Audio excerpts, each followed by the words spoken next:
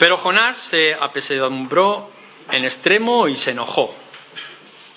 Y oró a Yahvé y dijo: ahora, oh Yahvé, ¿no es esto lo que yo decía estando aún en mi tierra? Por eso me apresuré a huir a Tarsis, porque sabía yo que tú eres Dios clemente y piadoso, tardo para enojarte y de grande misericordia, y que te arrepientes del mal.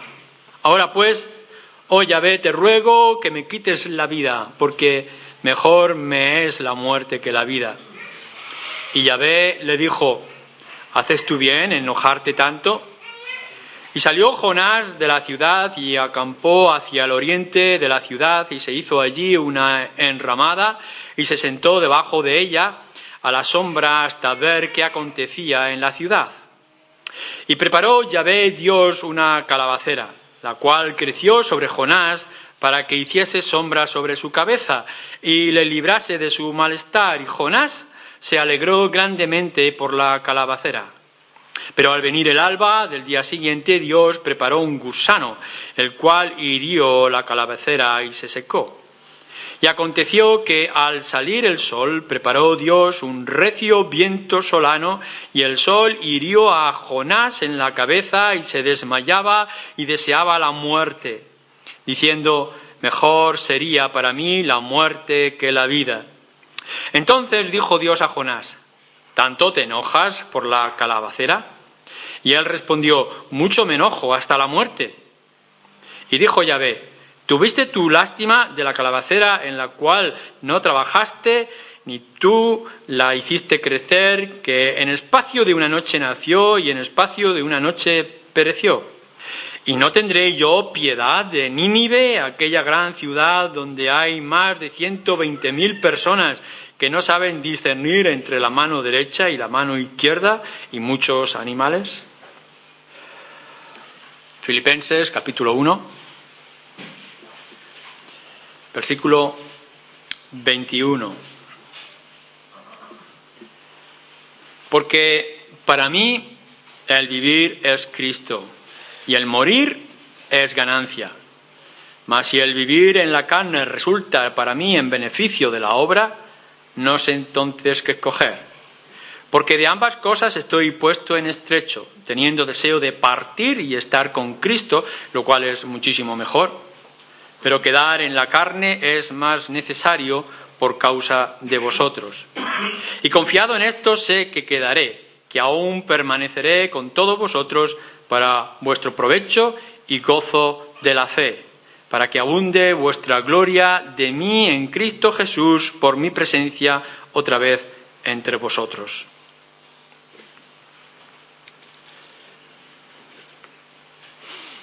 Esta tarde,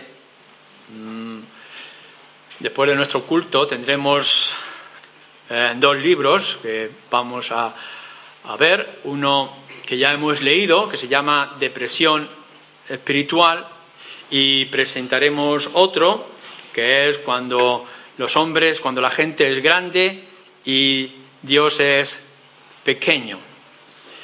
Y la verdad es que tienen cierta relación, indirectamente, pero cierta relación el uno con el otro, y con lo que yo quisiera que viéramos en esta mañana.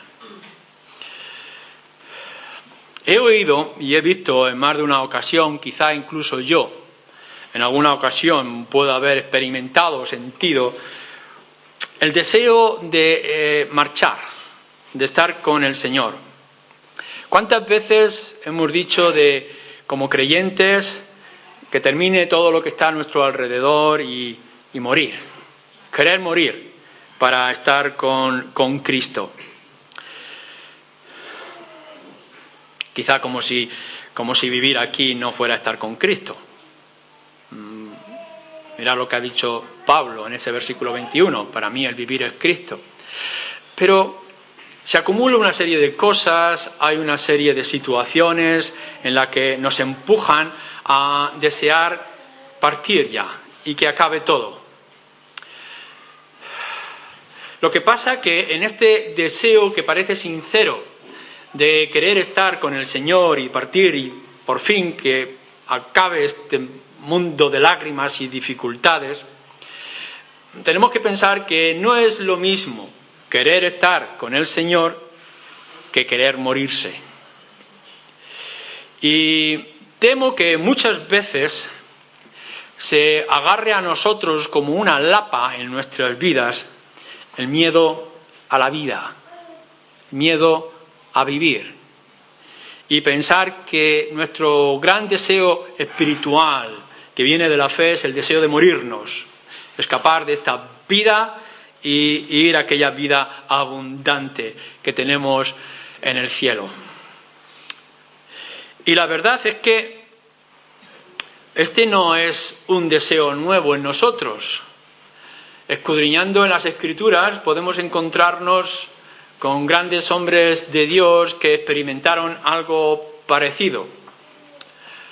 Vemos, por ejemplo, a Moisés, el pueblo rebelde y duro, que no hace caso y se rebela una y otra vez. En cierto momento, en Números, leemos que dice: Señor, si tú no vienes con nosotros, quítame del medio, llévame contigo. O podemos pensar en Eliseo, el gran profeta del Señor, que después de una gran victoria contra la idolatría y los reyes paganos, en Primera de Reyes se nos dice que estaba triste, deprimido, hundido y deseando morir y partir, acabar con todo. ¿Para qué quiero yo vivir? El que más nos habla de este miedo a la vida y este deseo de morirse es el gran siervo Job, que en varias ocasiones podéis leer en su carta diciendo: yo no quiero vivir.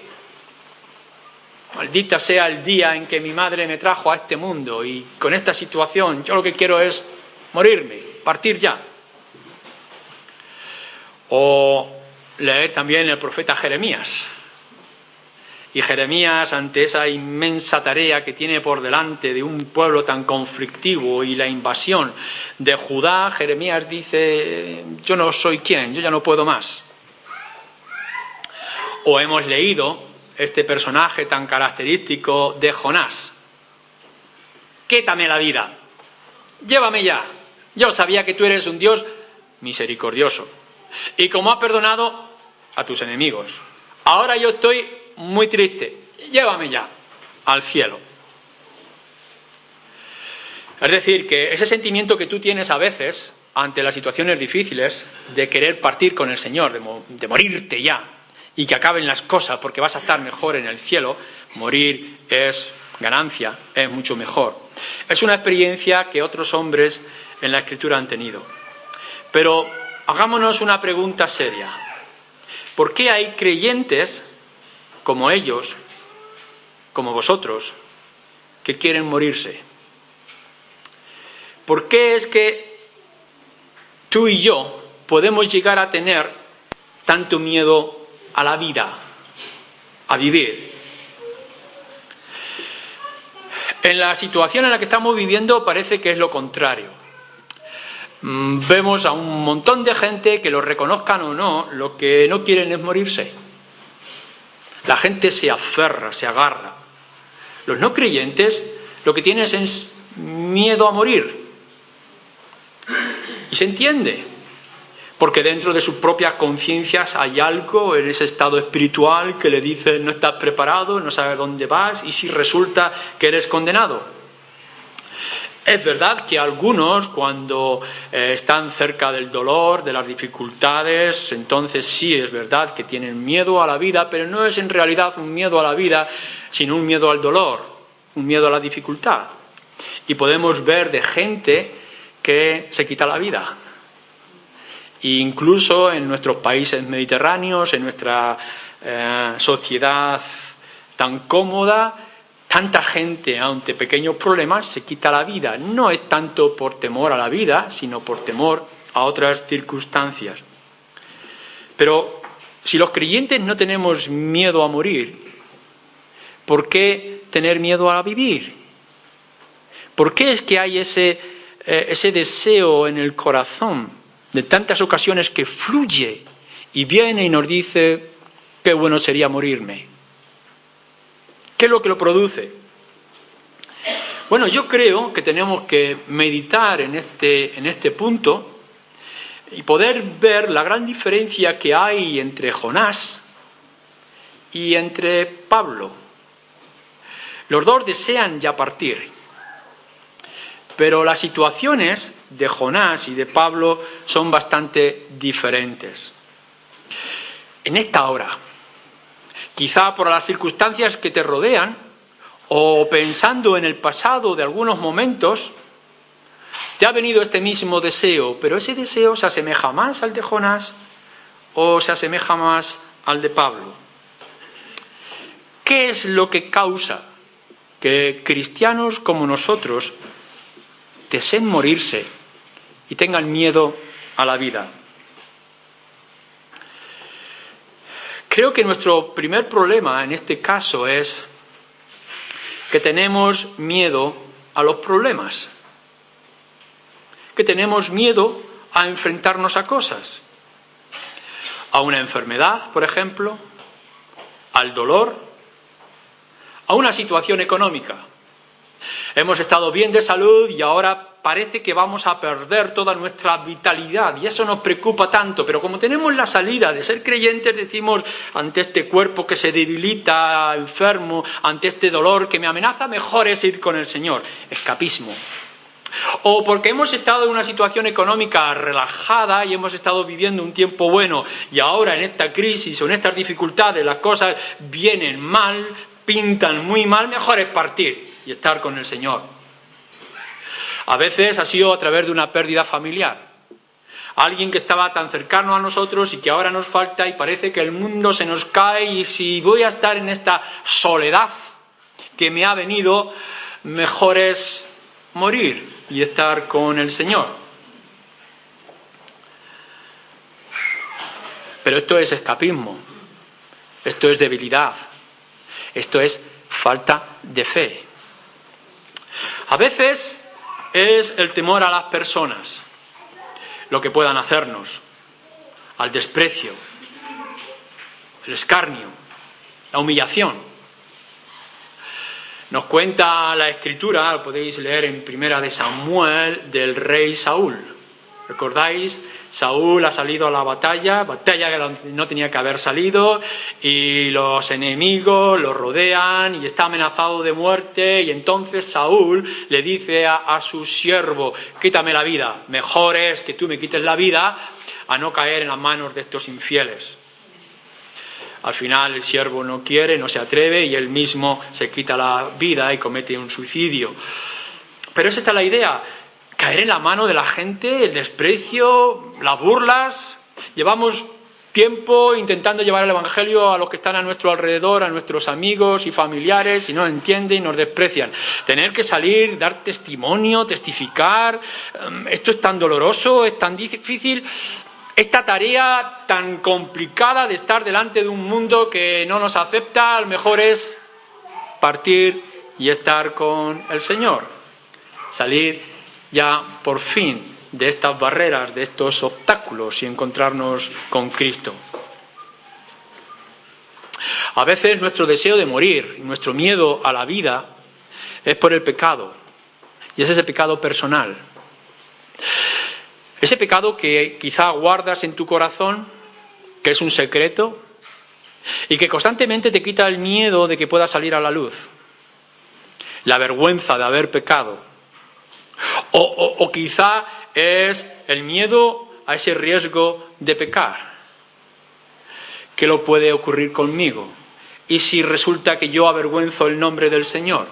¿Lo avergüenzo porque tengo algo escondido en mi memoria o lo avergüenzo porque puedo correr el riesgo de hacer algo vergonzoso? Pecados secretos que dentro de nosotros nos remueven, nos intranquiliza y nos dicen ante esta situación, antes que avergonzar al Señor, prefiero morir. ¿Pero es esto correcto? ¿Viene esto de la fe? Esta manera de querer o huir de nuestras responsabilidades, del arrepentimiento y arrepentimiento público, ¿es adecuado a la luz de las Escrituras? Cuando nosotros queremos huir del pecado y de sus consecuencias, o de las consecuencias que ha traído ya un pecado. ¿Es una manera aceptable la de querer ir con el Señor sin arreglar las cosas de aquí? A veces el miedo a la vida viene porque tenemos miedo al fracaso, a no cumplir, a no llevar a cabo nuestras tareas. Tenemos una responsabilidad, nuestra conciencia nos dice que como creyentes tenemos que actuar de esta manera, tenemos que vivir de esta forma, dar el testimonio a nuestro alrededor, pero es que esto es una responsabilidad tan grande como los discípulos cuando decían: Señor, ante esta tarea, ¿quién es suficiente? ¿Cómo voy a poder? Ante todo esto que me asedia, ante tantas inmensas responsabilidades, mejor es que me lleves contigo. Esta cobardía, esta falta de ánimo y de interés en cumplir la tarea del Señor, deseando partir y estar con Él, ¿es adecuada? Cuando tú estás deseando poder querer estar con el Señor, cuando no has podido vivir públicamente con tu Señor en esta vida, ¿es correcta? Este miedo a la vida, este miedo a la responsabilidad, al trabajo, al testimonio, ¿es correcto? El Evangelio, la Escritura, demanda mucho de nosotros. El dar testimonio, en mantenernos firmes en nuestro matrimonio, en ser honestos en nuestro trabajo, en el poder salir y entrar vestidos con la ropa de justicia, el estar constantemente con nuestras manos limpias delante de Dios y delante de los hombres, el tener que mantenernos siempre limpios para que nadie nos acuse de manera justa de delitos y de faltas. ¿Es tan trabajoso? ¿Es tan complicado? Esta tarea tan grande de tener que salir y proclamar el Evangelio, evangelizar, me es tan difícil que mejor es morirse e irse con el Señor. ¿Es esto lo correcto?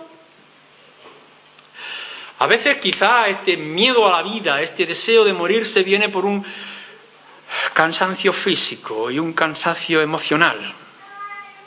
Hemos llegado a una vida de testimonio, hemos llegado a la vejez, a este trato constante con la gente y pensamos: ya hemos cumplido con nuestra tarea, ya hemos hecho nuestro cupo de responsabilidades, ahora es el deseo de morir. Quizá lo que estaba sintiendo Eliseo. Señor, yo ya he ido y fíjate lo que hemos hecho, cómo hemos actuado y todos estos falsos profetas han perecido, ya has mostrado tu gloria y ahora me quieren matar, esto ya es demasiado, yo ya he cumplido y ahora ya no quiero más. ¿Es esto correcto y adecuado?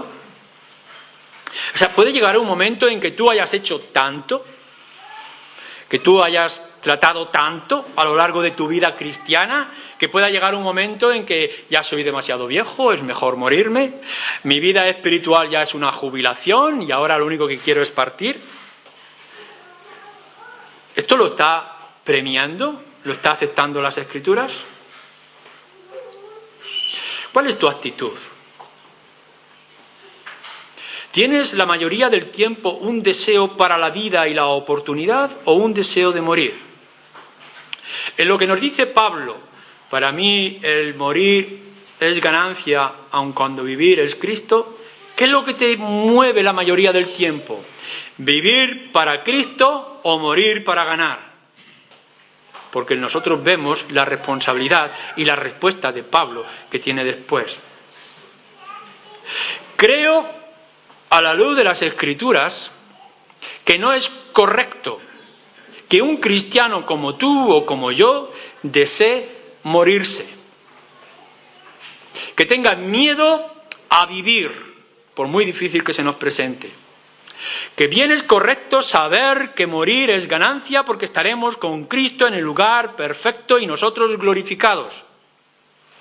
Pero el desear morirse para escapar, para huir, para librarse, para protegerse a uno mismo, no es correcto.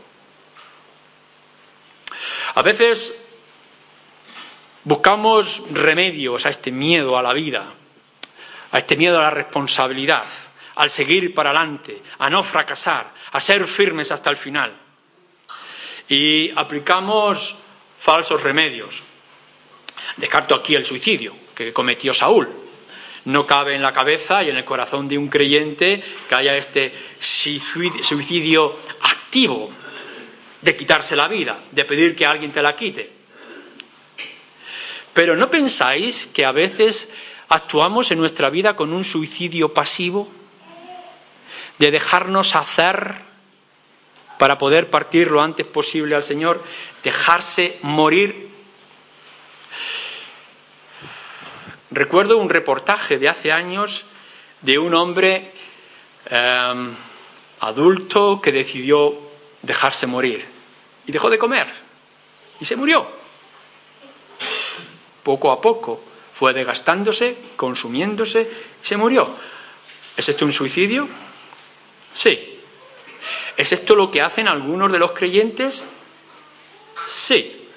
Negarse a tratamientos médicos, buscar o arriesgar la vida de alguna manera es un medio de buscar la muerte.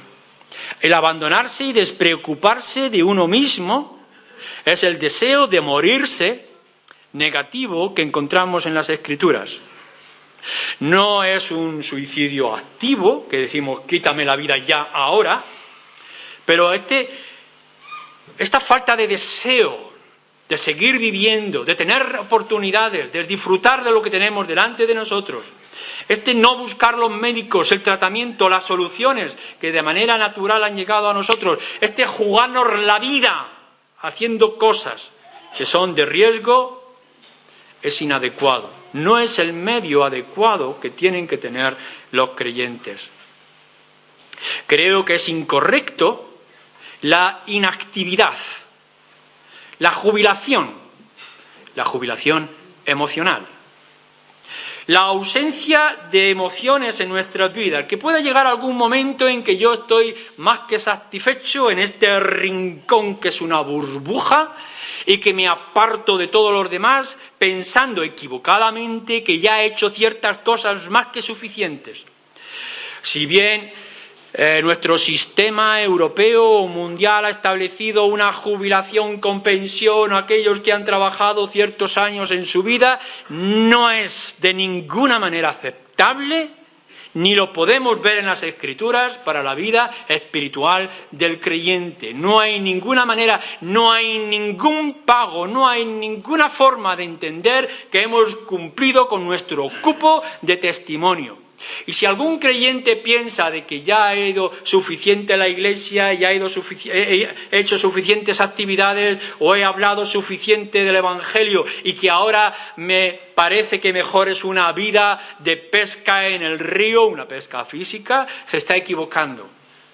No es el abandono, no es la inactividad, no es la indiferencia, no hay jubilación para los creyentes. Tampoco es ningún tipo de solución el bombardear nuestro cuerpo con excesos de comida, de bebida y de fiestas sin importarnos las consecuencias. Aquello de vivir al máximo porque ya está todo cumplido y todo completo es un error inmenso que viene no por la fe sino por la carne. Creo que hay muchos creyentes que se están dejando quitar la vida de una manera pasiva, no aceptando los remedios que el Señor en su gracia común ha extendido para todos nosotros. Aquel que se abandona a los sentimientos y que deja de amar y que deja de sentir y tener pasión por el Evangelio y por las cosas del Señor, está negando el poder y el valor de la vida. La inactividad, la jubilación en la vida de muchos creyentes es un grave problema en la existencia y fortaleza del pueblo de Dios en el tiempo en el que estamos viviendo. Los excesos que podamos tener en las cosas de este mundo, aun cuando nos parezcan correctos, nuestro degenerar la mente con lecturas o nuestro cuerpo con lo que comemos y bebemos sin importarnos las consecuencias, es un pecado delante del Señor. Ahora bien, viendo toda esta parte negativa, ¿qué es lo que nos dicen las Escrituras? ¿Cómo podemos encontrar ánimo para seguir adelante? Yo no sé vosotros, pero ¿cuántas veces uno se va a acostar totalmente agotado pensando qué bueno sería no despertar y estar con el Señor mañana? ¿Cuántas veces nos tenemos que levantar por la mañana con un peso inmenso de soledad o de abandono, de desconocimiento, de desprecio de nuestros seres queridos? El tener que afrontar facturas que no podemos pagar, enfermedades que no encontramos solución, túneles oscuros sin ninguna placa donde encender la luz. Y podemos decir, es que esto me viene demasiado grande. ¿Quién de nosotros no se desespera ante los años que nos pueden venir difíciles? Ante decisiones importantes que sabemos que nos cuesta mucho tomar porque el corazón y la pasión nos dice que vayamos por aquí, pero la Escritura, el Señor, la palabra nos dice que vayamos por allá. Y ante esa encrucijada y esas indecisiones, qué mejor es no despertar o partir y estar con el Señor. ¿Qué hacemos ante esas situaciones? ¿Cómo respondemos? ¿Cómo responde la Escritura? Bueno, vamos a mirar algunos remedios, pero solo algunos remedios que la Escritura dice, porque hay muchos más. Fijaros bien, lo primero, tienes que siempre recordar que lo que serás y lo que tendrás en la eternidad ya es seguro, ya es firme. Nadie te lo va a quitar. No importa lo que te pase aquí, no importa lo que te digan, tú ya tienes todo seguro. Nuestro Señor Jesucristo en el Evangelio de Juan, capítulo 10, dice: nadie las arrebatará de mi mano. Y si esto no te queda claro, dice en el versículo siguiente: nadie las arrebatará de la mano de mi Padre. Por tanto, tú ya estás seguro. Si tu alma, que es eterna, está en las manos del Señor, ya no hay nadie que la pueda arrebatar. No la vas a perder, está segura. Claro, Pablo lo tiene que enfatizar un poquito más, si es que esto se puede enfatizar. Fijaros bien lo que dice en Romanos 8. Porque aun cuando conocéis bien este pasaje, ¿cuántas veces tenemos que leerlo para que quede claro en nuestra mente y en nuestro corazón? Ante el temor, ante las dificultades y las luchas, tenemos Romanos capítulo 8 y versículo 38. Por lo cual estoy seguro de que ni la muerte, ni la vida, ni ángeles, ni principados, ni potestades, ni lo presente, ni lo porvenir, ni lo alto, ni lo profundo, ni ninguna otra cosa creada nos podrá separar del amor de Dios que es en Cristo Jesús, Señor nuestro. ¿No nos da esto una plena y total seguridad? Es más, si vais a Primera de Pedro, nos dice de esta manera que en el cielo tenemos una herencia que es incorruptible. Y más adelante dirá, es una corona incorruptible. El daño, la corrupción, el orín no la pueden alcanzar, estás segura. Por tanto, tú, como persona, tu salvación y tu seguridad, tu herencia, tu corona, están seguras. Ya nadie te las puede quitar y las puede dañar. Esto nos tiene que dar un respiro. ¿No habéis visto algunas veces que ante un viaje, tenéis que hacer un viaje complicado y difícil, preparar maletas, los últimos detalles de la casa, el viaje y llegar, las prisas, la urgencia, los temores, pero después de todo eso, por fin llegáis y os sentáis en el autobús, en el tren, y ya está. Ya está, no habéis llegado allí, pero ya está, ya no vais a perder el autobús, ya no vais a perder el viaje, estáis seguros. Esto es lo que nos está diciendo la Escritura a los creyentes. No te preocupes, lo que eres y lo que tienes está seguro, no te lo va a quitar nadie, no tienes que hacer luchas por alcanzarlo, estás seguro. Tenemos los creyentes la oportunidad de ir al cine y saber el final. No estáis en medio de la película pensando ¿y cómo acabará? ¿Acabará bien o mal? ¿Morirá el protagonista? ¿Va a perder todo lo que tiene? No, sabemos el final, sabemos que el final es bueno, que termina bien. Por tanto, podemos afrontar todo lo que pueda venir porque sabemos que el protagonista no se muere. Nosotros somos los protagonistas de esta historia.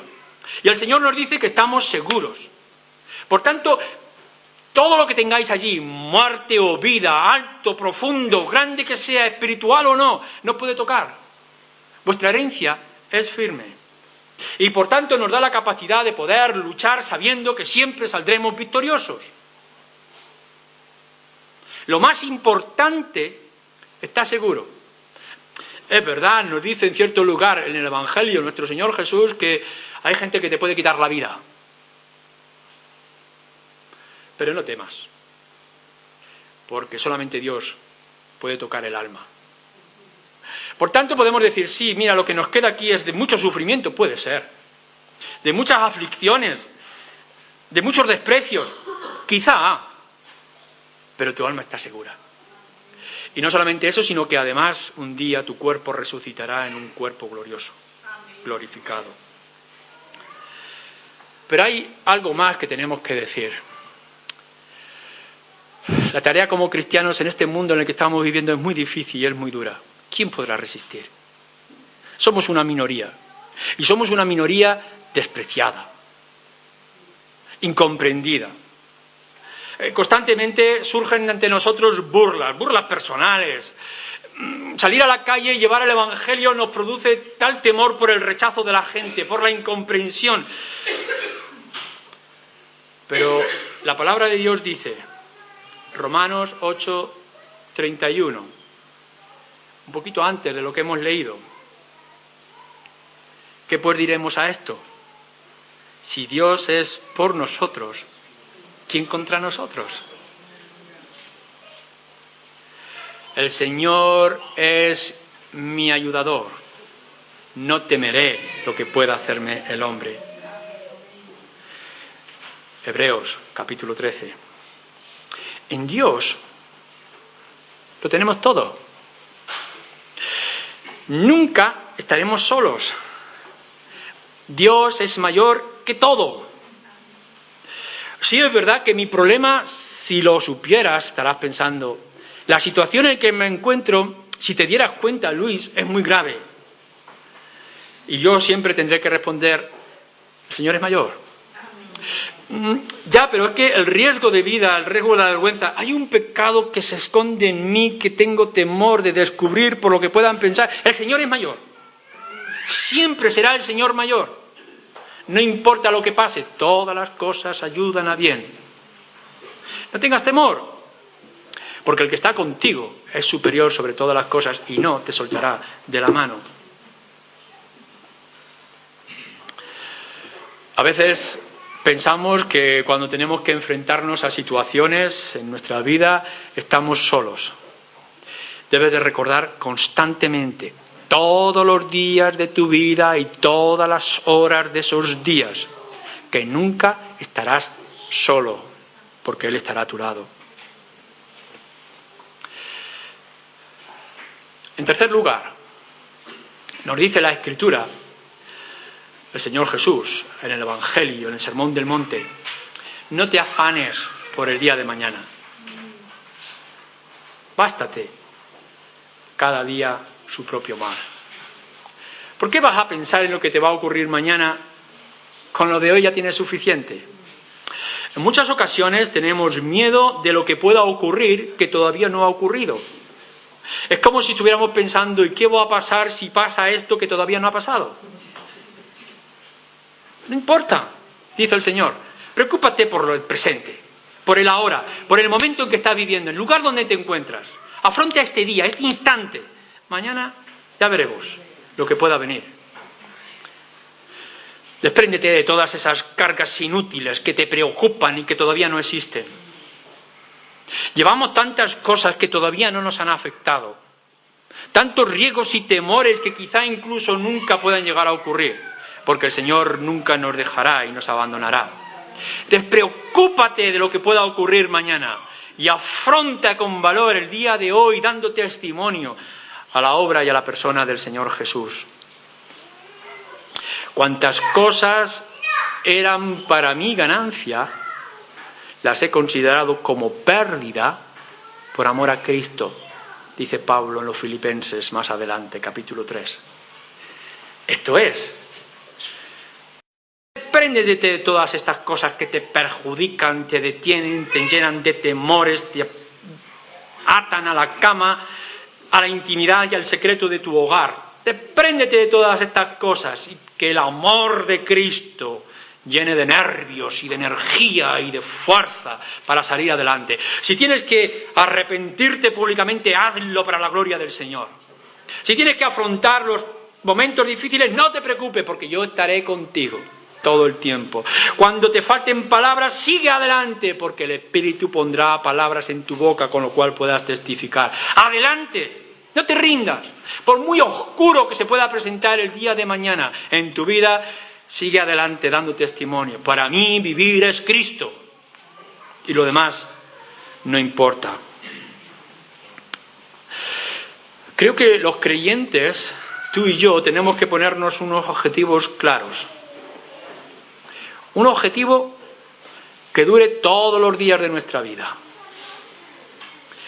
con prioridad. Mirad, la prioridad para esta vida no eres tú.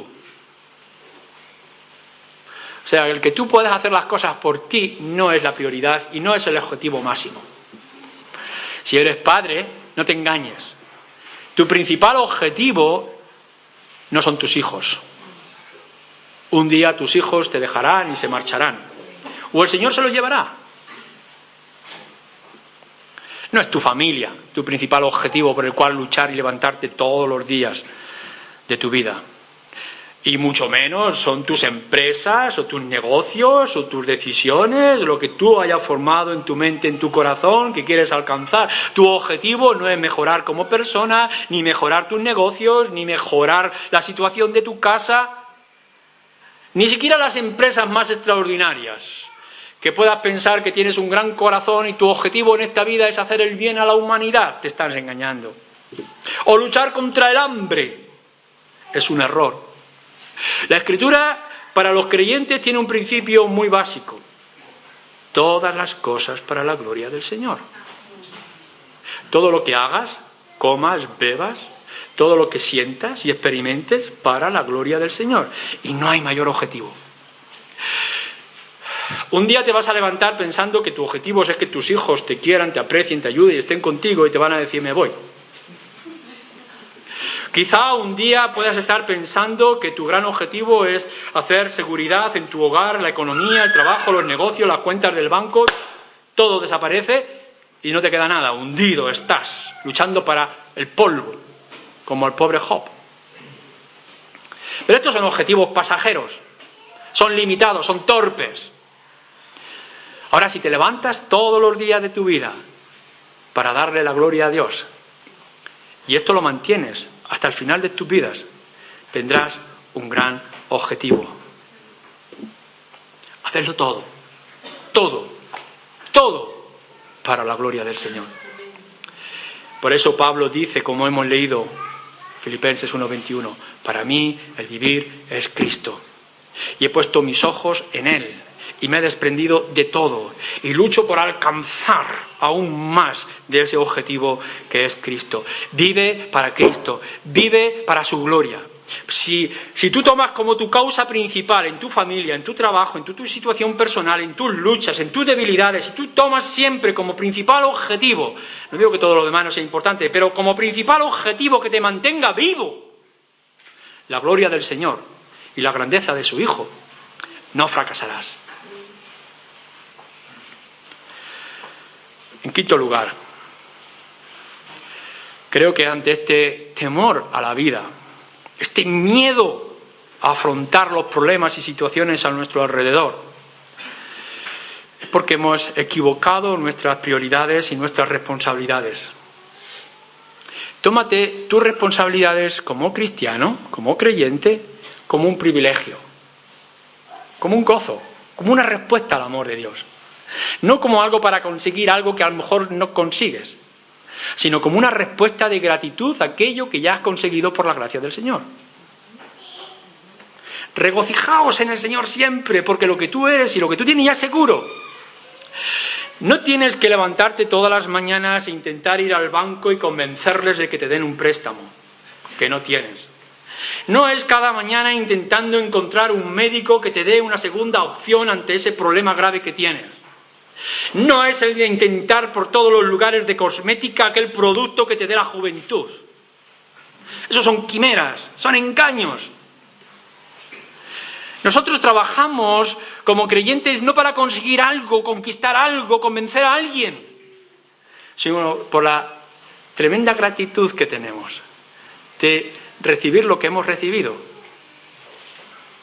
Cuando amas a tu esposa y te esfuerzas cada día en agradarle, o esposa al esposo, o el padre al hijo, o el hijo al padre, no es para conseguir el amor, sino en respuesta a ese amor y a esa relación. Nuestra tarea como creyentes en nuestro testimonio, en nuestro mensaje, en nuestra proclamación del Evangelio, en nuestra vida cristiana de santidad, no es una tarea principalmente, es un privilegio. El inmenso, extraordinario privilegio de ser parte de la familia de Dios. No estás llamando a la puerta para entrar. Estás anunciando al mundo a quién perteneces, de quién eres parte de la familia. Estás tan orgulloso de ser parte de la familia de Dios que no te va a dar ningún temor de salir a la calle y decirle a quién amas, a quién sirves, a quién honras. Y por tanto todos esos temores engañosos del maligno, del diablo, podrán desaparecer. Por último, en sexto lugar, Proverbios capítulo 10, versículo 27. El temor del Señor aumentará los días. El temor del Señor es para vida. Este es el impulso adecuado que necesitamos, que tú necesitas. El temor al Señor. Ante el miedo al fracaso, el miedo a las dificultades, a nuestras debilidades, a los pecados, a los desprecios, a las ruinas, el miedo a todo aquello que nos rodea y que puede ser natural a los ojos del resto del mundo, perderán su valor y perderán su peso si nosotros nos mantenemos cerca del temor al Señor. La gran oportunidad que tú tienes es de poder acercarte tanto al Señor que solamente le veas a Él y que descanses en Él y que confíes en Él y te dejes llevar por Él. ¿Cómo voy a poder afrontar estas cosas? Teme al Dios. Mejor es temer a Dios, dice David, que es misericordioso, que temer a los hombres, que son injustos. Si de alguna manera tienes que tener miedo, un temor santo en tu vida, que sea Dios. Esto está bien para vosotros los que no sois creyentes en esta mañana. A lo mejor hay muchas cosas que te preocupan.